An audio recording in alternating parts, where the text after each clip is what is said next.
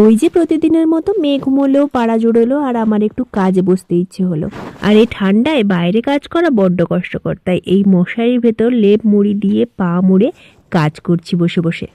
আগের দিন তো রেড কালারের ব্লাউজটা কমপ্লিট করে নিয়েছিলাম, আর আজকে এই ব্লাউজটা নিয়ে বসেছি। আর কাজ করতে করতে আমি একটা কথাই চিন্তা করছিলাম, এখনকার দিনে ডাক্তাররা বলেন খুব তাড়াতাড়ি ডিনার করে নিতে, মানে 6টা 7টা সূর্য ডোবার পরে খুব হালকা খাবার খেতে। কিন্তু আমি তো অতটাও সূর্য ডোবার পরে খাই না, খাই খেতে সেই 9টা 10টা হয়ে যায়। তবুও 12টা 1টা না বাজতে বাজতে কাজ করতে করতে এত খিদাই পায় যে মাঝখানে বিস্কিট কেক এইসব খেয়ে পেটকে আবার শান্ত করতে হয়।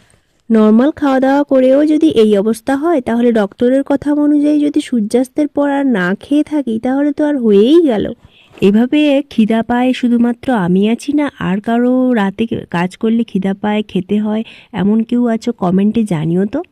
আর হ্যাঁ, কথায় কথায় এই কাজটা কেমন হলো কমেন্ট করতে কিন্তু ভুলো না। আর ভালো লাগলে নতুন নতুন কাজ দেখতে সাবস্ক্রাইব করে সঙ্গে থেকো।